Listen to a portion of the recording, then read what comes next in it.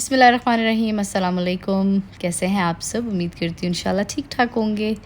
तो आज सुबह सुबह का टाइम है, नमाज़ पढ़ के मैं बाहर आ गई थी और अर्ली मॉर्निंग है, अभी बस सूरज निकलने ही वाला था। तो मैं थोड़ा सा लॉन का चक्कर लगाने लगी थी। आज बहुत मतलब अजीब सी फीलिंग्स थी क्योंकि आज फाइनली वो दिन आ गया था जिसका इतने अरसे से इंतज़ार किया था और एक प्लान किया था मैंने और बिलाल ने। अल्हम्दुलिल्लाह, जितना भी अल्लाह का शुक्र अदा किया जाए मैं कहती हूँ कम है, क्योंकि उस ज़ात ने बहुत सारी चीज़ों से नवाजा और सबसे बड़ी ये चीज़ है जो अल्लाह ताला ने हमारी ज़िंदगी में कर दी, जो हमारी ख्वाहिश थी। मतलब मेरी यही ख्वाहिश थी कि इंशाल्लाह हम जवानी का हज करें, मैं बिलाल, और वही हुआ। बच्चों की काफ़ी टेंशन थी, लेकिन आप यकीन करें कि एक इतना मतलब सुकून था दिल में कि मुझे था कि मैं अल्लाह के लिए अपने बच्चे छोड़ के जा रही हूँ। इंशाल्लाह अल्लाह ताला ही उनकी टेक केयर करेंगे और वही उनको संभालेंगे। क्योंकि होता है ना कि जब बच्चा बीमार हो जाता है तो सबसे ज़्यादा तकलीफ़ में माँ ही याद आती है, और माँ अगर दूर हो तो फिर बाकी लोगों के लिए भी मुश्किल हो जाता है। तो मुझे यही था कि बस अल्लाह ताला वो खुश रहें, बीमार ना हो, मैं जब आ जाऊँ तो बस फिर देखेंगे। लेकिन ये 25 दिन उनके ना अच्छे गुजर जाएं। और बाकी अम्मा अब्बा पे, बहन भाई पे तो ऑफ कोर्स ट्रस्ट था, तो तभी दोनों बच्चे छोड़े वहाँ पे। तो उन्होंने भी किसी किस्म की कमी नहीं छोड़ी। इतना घुमाते थे, इतना घुमाते थे कि अब जब से मैं पाकिस्तान आई हूँ ये बोर ही होते रहते कि हम तो बोर हो रहे हैं, क्योंकि वो इनको खुश रखने के लिए ना हर वक्त घुमा ही रहे होते थे, कभी कहाँ कभी कहाँ। खैर, दोपहर का टाइम है, हमारी रात की 8:30 की आई थिंक फ़्लाइट थी, और यहाँ पर बस दुआ खैर हो रही है। क्योंकि हम निकलने वाले थे यहाँ से, पिंडी की तरफ रवानगी थी। तकरीबन 1.5-2 घंटे का रास्ता था हमारा। फिर अम्मी अब्बू के घर जाना था, थोड़ी देर वहाँ बैठना था, बच्चों को छोड़ना था। वहाँ से भी मेरे सारे मतलब फैमिली वाले आए हुए थे, नानी वगैरह सब। तो जब बहुत सारे लोग हो जाए ना तो बच्चों का ध्यान ज़रा चेंज हो जाता है, और ऑलरेडी वो बहुत ज़्यादा खुश होते हैं सबके साथ। तो ये मेरे लिए ईज़ी हो गया था अल्हम्दुलिल्लाह। खैर, अभी हम निकलने लगे हैं यहाँ पर दोबारा, लास्ट चेकअप्स वगैरह, बैग्स वगैरह गाड़ी में रखे और हम बैठ गए। ठीक है, तो जी हम लोग 4 लोग जा रहे थे फैमिली में से, अंकल, आंटी, मैं, बिलाल। और बाकी सारी डिटेल्स मैं आप लोगों को लाजमी बताऊंगी पैकेज की, और मेरा एक्सपीरियंस कैसा था, क्या चीज़ें अच्छी थी क्या बुरी थी, वो वीडियोस में साथ साथ ही चलती जाएंगी।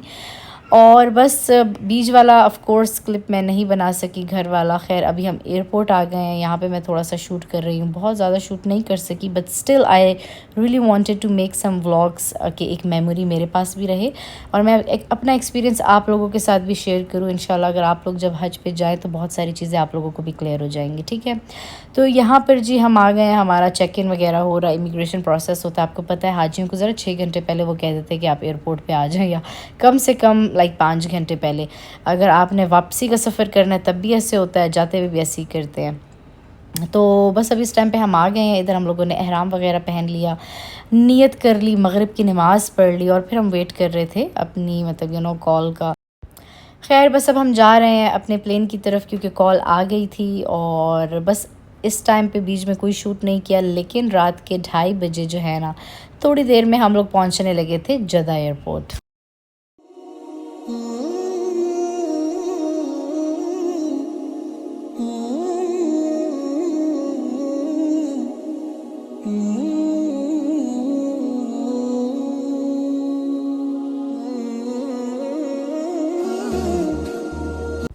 अच्छा जी, जद्दा एयरपोर्ट पहुंच के सारा जो उन्होंने चेकिंग वगैरह करनी थी कर ली थी। बहुत सख्ती थी इस दफ़ा, हर चीज़ प्रॉपर चेकअप हो रही थी, क्योंकि वो देख रहे थे कि आप प्रॉपर चैनल के थ्रू आया या नहीं, क्योंकि बहुत सारे लोग विज़िट वीज़ा लगवा के आ जाते थे, तो बहुत ज़्यादा इस दफ़ा सख्ती हो रही थी लिटरली।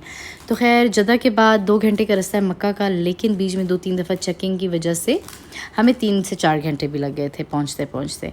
तो हम अभी पहुँच चुके हैं हरम शरीफ। बस बिल्कुल ये वो कबूतरों के चौक वाली जगह, यहाँ पे 1-2 फैमिलीज़ को ड्रॉप करना था, उनका होटल इधर था, और हम लोगों ने जाना था आज अजीज़िया 1 रात के लिए।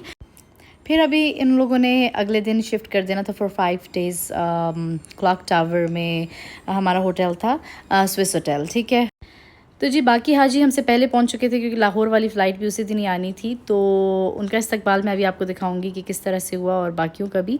हम थोड़ा लेट पहुंचे थे तो मैं वीडियो नहीं रिकॉर्ड कर सकी, तो चले जी मैं आपसे शेयर कर रही हूँ। यहाँ पर ये देखिए, शरीक लक लब्बैक लब्बैक अल्लाहुम्मा लब्बैक لبيك لا شريك لك لبيك إن الحمد والنعمة لك والملك لا شريك لك لبيك اللهم لبيك لبيك لا شريك لك لبيك إن الحمد والنعمة لك والملك لا شريك لك لبيك الله شوقنا وهاج لبيك يا رب الورى لبيك جاءتك من كل الدنا الأفواج يرجون عفوك يا إلهي إنهم عطشا وكفك جوده ثجاج جبين يحفه الله أكبر كبر الحج الحنين يحفه الله أكبر شوقنا وهنا بالدمع حبا هاج इस तरह से जी अलसमद ग्रुप सरगोदा वालों ने हमारा इस्तकबाल किया सबका। ठीक है, हम बहुत बाद में पहुंचे थे, ये पहले आ गए थे और फिर हम भी इसी तरह आए बिल्डिंग में। हमने अपना सामान वगैरह रखा और फिर हम चले गए नाश्ता वगैरह करने के बाद हरम पाक। ठीक है, यहाँ पे हम लोगों ने अपना पहला उम्रा किया माशाल्लाह से।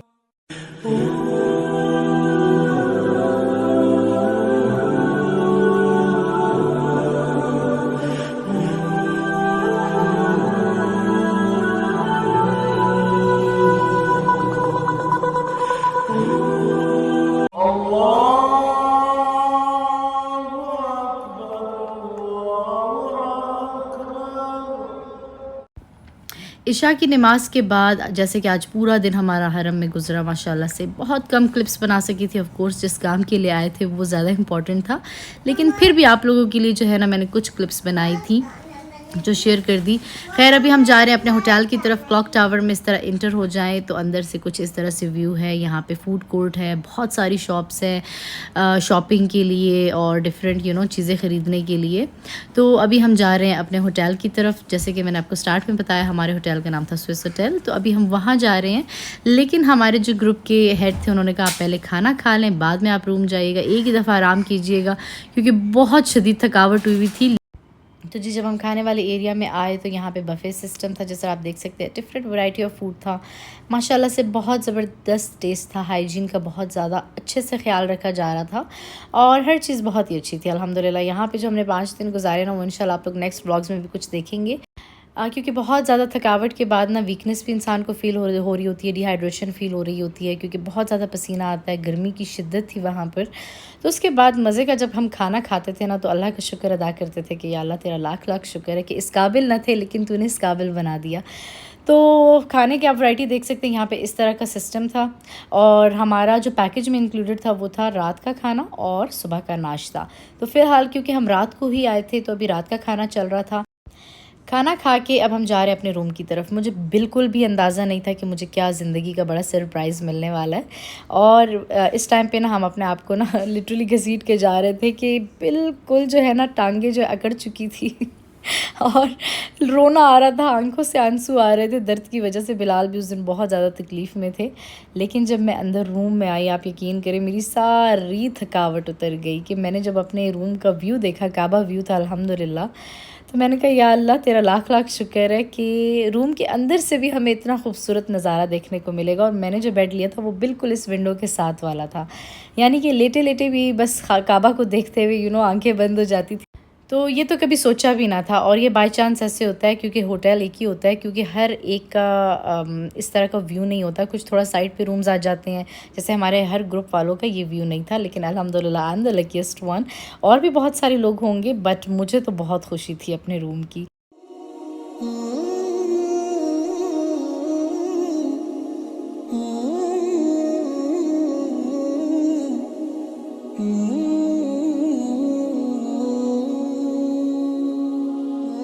तो खैर अब लेती हूँ इजाज़त। इंशाल्लाह नेक्स्ट मॉर्निंग क्या हुआ वो आपसे शेयर करेंगे अगले व्लॉग में, और फिर मिलेंगे एक और अच्छे से व्लॉग के साथ। दुआ में याद रखिएगा जी, अपना ख्याल रखिएगा। अल्लाह हाफ़िज़।